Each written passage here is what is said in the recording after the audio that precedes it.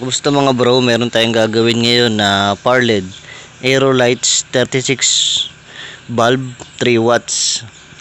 Itong naging sira niya, no power. Na-check ko na siya, nakita ko sira yung power supply niya. So papalitan natin yung power supply, pakita ko sa inyo. Bumili ako ng power supply nga pala sa Shopee. Pakita ko sa inyo lang kung paano yung pagpalit ng power supply nitong Aerolites na power LED.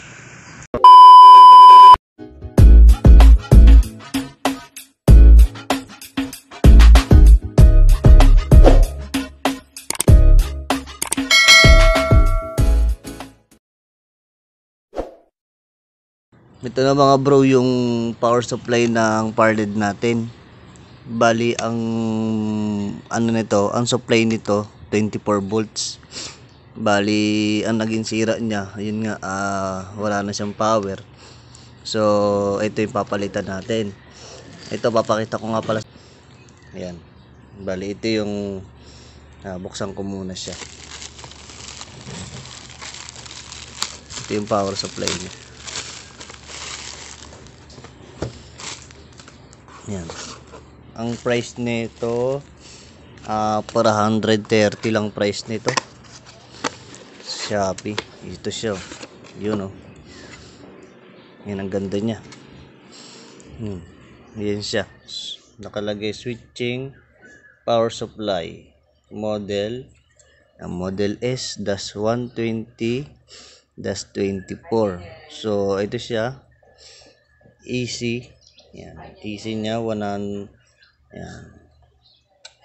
Bali 100 to 240 volts yung AC nito. Ang output niya, yan, 24 volts yung output niya. Yan, 5 ampere. May makikita kayo nito, may 1 ampere, ganun, may 3 ampere, may 10 ampere, 15. Pero ito lang yung kailangan natin na amperahe para sa kanya, para sa power LED. So, sige, pisahan ko na siyang ikabit. So, ito yung mga, ito yung terminal niya. Yan, dito tayo magkakabit. Itong yung, yan, yung L tsaka N, tapos ito yung ground. Pero dito lang tayo magkakabit sa L tsaka N niya, yung line niya. Ito yung line ng AC. Ito, 220 to dito eh. Ito. 220 yan, then ito yung dito tayo magtatap ng ito yung negative nya, negative tapos positive. So kukuha lang tayo dito ng negative at saka positive. Then ayan naman, meron naman siyang adjustment, yan nakalagay sa voltahe nya. Siguro kung mababa yan, pwede pa itaas or pwede pa ibaba kung medyo mataas naman. So ayan, okay, sige, kabit ko na muna.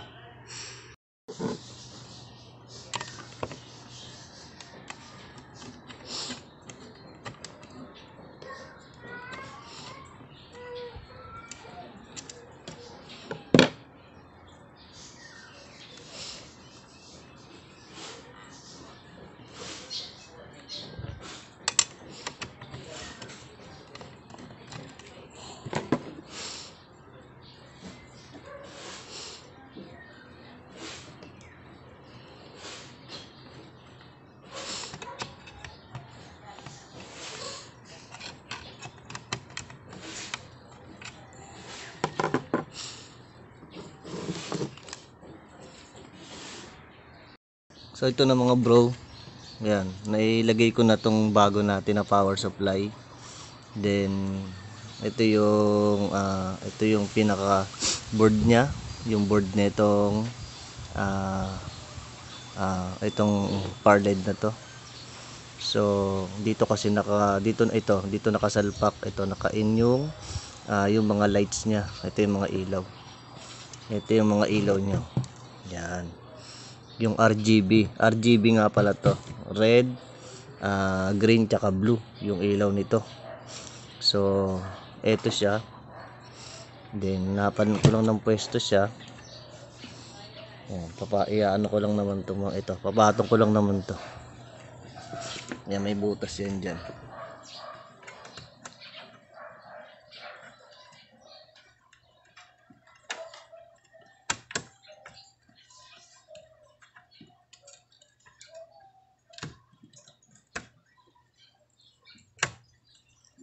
So, yan na siya mga bro. Yan, mahigpit na siya.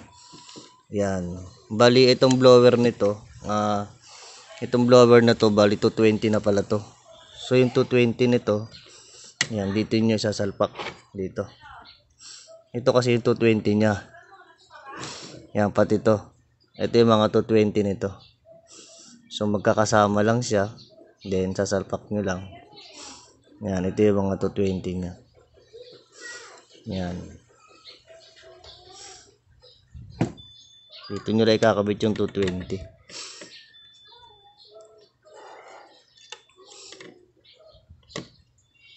Yan, ito kasi yung AC niya. Bali yan lang, ganyan. Then, salpak nyo na lang ganito. Tapos, sabay nyo na rin tong ano nyo. Yung blower niya, sasabay nyo na rin. Yan, sabay nyo yung blower. Kasi 220 tong blower na to eh. Meron nga pala mga blower na 12 volts lang. Ito kasing sa akin, 220 na siya. Merong 24 volts. Yan, may mga ganun na depende sa blower. Pero ito 220. Yan.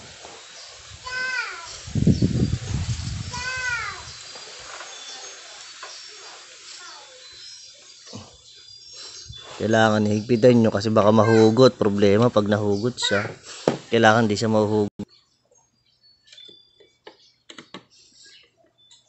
Kailangan mahigpit ang pagkakabit nyo.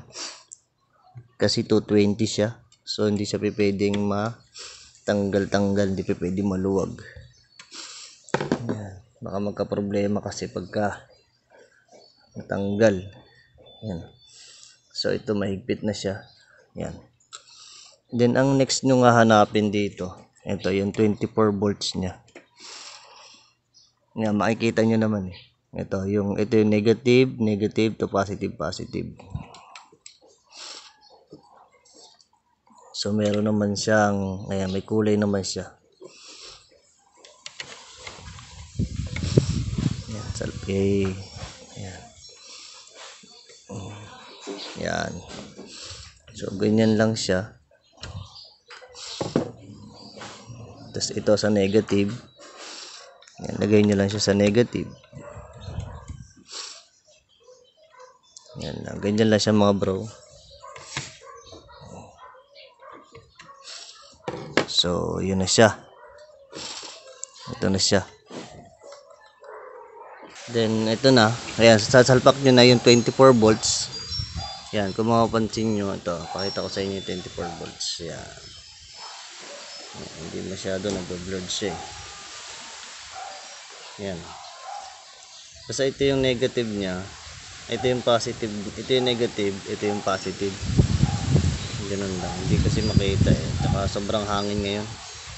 Sobrang hangin ngayon habang gumagawa ako. Lakas ng hangin. Yan. So ito yung negative. Ito yung negative, ito yung positive. Yan, lalagay nyo lang ng ganyan. Hanap kayo ng maliit na flat screw. Then, yan. Yan, make sure lang na tumama siya ha. Hugutin yung ganyan no, para malaman nyo kung okay ba, kung matigas. Then, ito naman yung negative natin. Yan. So, ganun lang. Yan. So, yan, okay na siya. Meron na tayong negative tsaka positive. Tapos ito yung pinaka, ito yung papupunta sa DMX, kakabit nyo lang. Yan, ganyan lang, kabit nyo lang ulit siyang ganyan. Then ito kasi yung sa DMX eh. Yan, sa DMX natin input. Yan. Then para malaman kung okay na siya, kabit na natin siya, saksak na natin. Yan, saksak ko na. So, yun na siya. Yun, umilaw na siya. Yun. Okay. Yan. So, lipat-lipat natin siya. Yan. Yan. Yun. Ayos. Yan. Sound activated na ngayon siya. Testing natin kung gumagana lahat. Yun, oh. So, successful yung palit ng power supply. So, ito yung power supply niya. Yan, ito yung power supply niya. So, ganun lang ang pagpapalit sa kanya. Yan, yan. Salamat sa inyong panonood. Kung hindi pa po kayo nakapag-subscribe, paki-subscribe na lang po sa ating channel para din like and share na rin po. Then pindot na rin po yung button bell para lagi kayong updated sa mga gagawin kong video. Salamat po and God bless.